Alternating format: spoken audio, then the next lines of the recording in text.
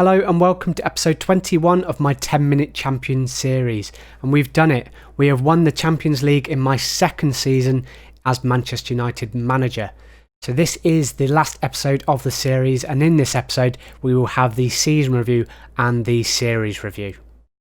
So to start with then, we'll look at a few notes that have come after the Champions League win. I am now one of the top English managers and now ahead of Roy Hodgson after winning 2 Premier Leagues, 1 Carabao Cup, 1 Champions League and 1 FA Cup.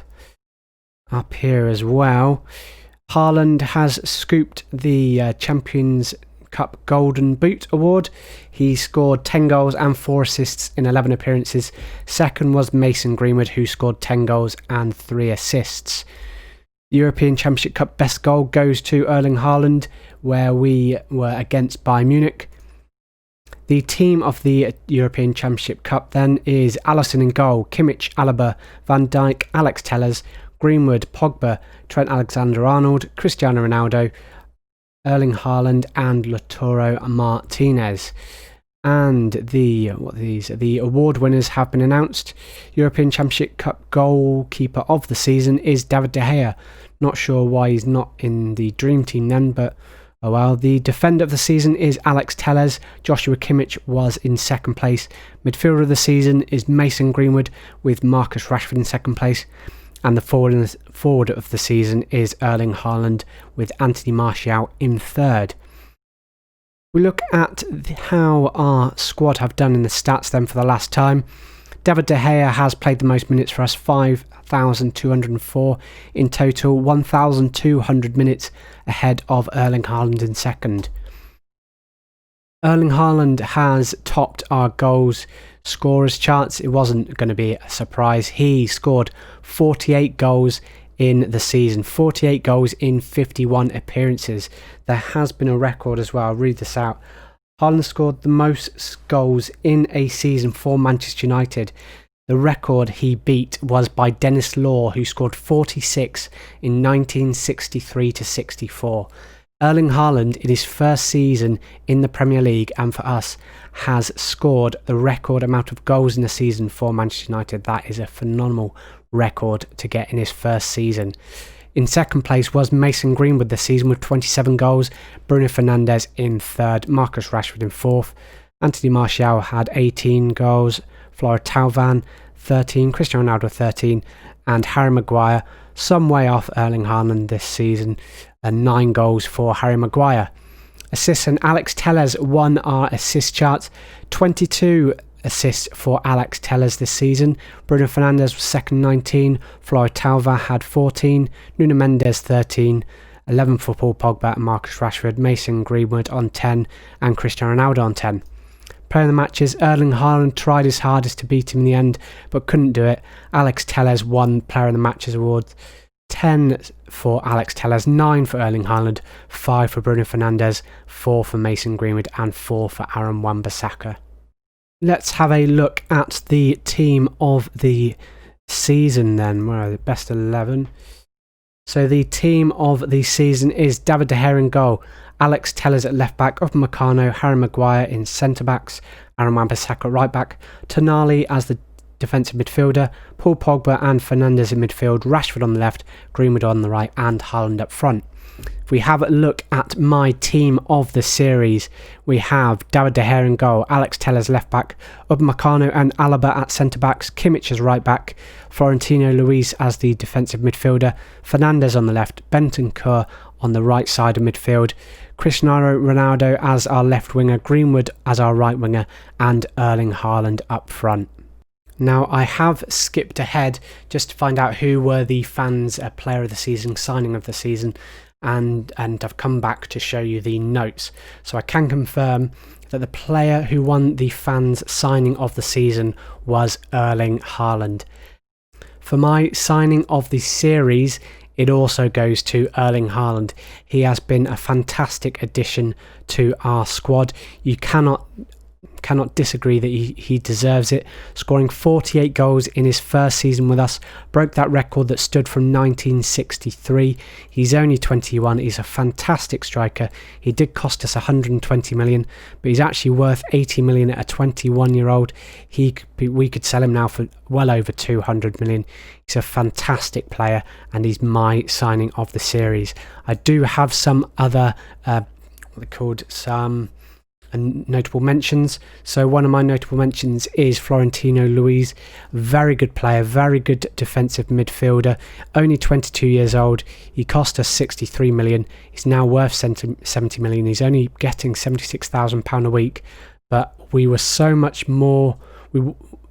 better when we brought him into the squad. The midfield was so much more composed with him there, and as you saw in the match against Liverpool, he won a header to get us the ball back, which got us the ability to score our equaliser when Mason Greenwood scored in the Liverpool match. He is one of my signings of the season.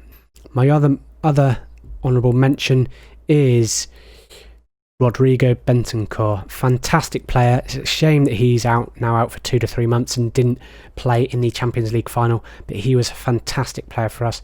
Came in for 60 million, did a job last season for us in the defensive midfielder role.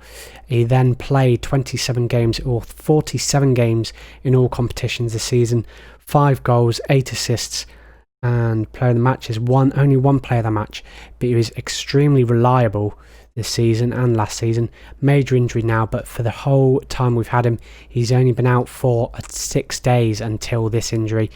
Fantastic player, did a job for us at defensive midfielder as a deep line playmaker, and then when we moved him to a midfielder, he has been our box midfielder. He can play Mazzala support as well. He's just been extremely useful for us. Only 24 years old. He is also one of my honourable mentions as a signing of the series. The fans' player of the season has gone to Alex Telles. You can't disagree with that. 14 assists in the Premier League, 4 goals, 9 player of the match in the Premier League, played 40 games in all competitions, scored 6, assisted 22, and 10 player of the matches. You cannot disagree with that. He has been a fantastic player this season. My player of the series goes to Bruno Fernandes. He's been fantastic for us, and I had a epiphany the other week when I was playing through the games. He hasn't played extremely well. He has had a few hat-tricks for us. He's assisted loads over the last 2 seasons. He scored 18 goals this season. Well, that's just in the league. So 21 goals this season, 16 goals last season, assisted 19 this season, assisted 18 last season. But the thing I've liked most about him is I've never had to worry about him. He may not produce 9s, 10s every game, but they're always at least a 7. His injuries, I know he's been out for a while, 3 weeks, but apart from that, since we've been starting this series, he's only been out for 7 days. He has been available for whenever I've wanted, and I've never had to worry about him. Like Cristiano Ronaldo, our wingers, our striker have always had dips in form. Fernandes has always been my player to play in that midfield. I've never taken him out for someone because he hasn't been playing well. He's always been constantly playing at a 7 and above level, and that's why he's my player of the series. My honourable mentions then, first one is Alex Telles. No surprise, he won the fans player of the season. Fantastic player. Like I said, he scored 4, assisted 17 last season. He scored 6, assisted 22 this season. Fantastic player for us, a fantastic left back. He is 29, he will need replacing soon. Nuno Mendes is another fantastic player that will take his place, but he is a fantastic player, and he is my honourable mention for player of the season. My other honourable mention for player of the series is Upamecano. He joined us in the summer for 60 million. He's a 23-year-old, now worth 65 million on £105,000 a week. Didn't actually play that much for us. He's played 43 games this season. He scored 3, assisted 2, and had 2 player of the matches. I didn't really play him much at the start of the season. My go-to pair at the back were Ramos and Alaba. Upamecano got upset that he wasn't playing as much, rightfully so, and I started to play him, and then I realised actually my defence was so much more capable and more solid with him in the back. Ramos then got upset that he wasn't playing enough, and every time I brought Ramos back in, we didn't play half as well. Upamecano from that point has been my main centre-back, ahead of everyone, ahead of Alaba, ahead of Harry Maguire. He is a fantastic centre-back. You can see how well he's progressing. 3.5 star current ability, still potential for him to improve. He has got pace, he can tackle, he's good at marking, his heading's not too bad, he's not too bad at jumping, his strength's good, his work rate's good as well. He's a ball-playing defender, which is what we use, and he is a fantastic signing for us. Better than I thought he was going to be when we first signed him. I thought he was going to be good rotation cover for us, but he actually turned out to be a fantastic first team player for us. So he is my second honourable mention for player of the series. So this is the last section that I want to get into now before we finish the episode, and it's, if I were to carry on this series, what would I do now? What would I do with this team? The answer is not much. We have spent over the last 2 transfer windows about 600 million and got rid of about 150, 200 million worth of players. A lot of that is we're paying for them over the next few years. We can see this debts and loan. We are in £190 million worth of transfer debt, and our net debt is £500 million. We do have some transfer budget, 66 million, and our wage budget has been pushed right up. We could push again for another Champions League, but we don't really need to. We have a Champions League winning team. We have a Premier League winning team. It's won it twice on the bounce. We have a very, very good team. If we look at the players that are quite old, I would look at getting rid of Sergio Ramos. He is unhappy, hasn't done well when he's come back into the team, and like I've been saying over the past few episodes, I'd look and get rid of him. Edinson Cavani is already leaving. Could get rid of David De Gea and bring someone in that's using less wage, but no need to. He's a very good goalkeeper. Cristiano Ronaldo's got another year in him, and then after that we've got him for the next 2 years. He may last till then, but maybe another year and then look to get rid of him. He is 37, and Marcus Rashford is coming through behind him. Marcus Rashford is 24 now, so not as old as he once was. But if we have a look at the team, we have David Alaba's 29. He's got 2-3 years left in him. Alex Tellers 29, 2-3 years. Florian Thauvin, you could get rid of him, but there's actually a few right wingers coming through. If we have a look at them, where are they? Yeah, young. So we've got these 3 players here: Scott Milton, James Metcalfe and Ronnie Painter, all coming through. All can play, Scott Milton can play right wing and James Metcalfe can play right wing. They are 1.5 stars, potential 5-star, potential 4.5 star players. I wouldn't get rid of Florian Thauvin now. He can do a job. He scored 13, assisted 14 this season.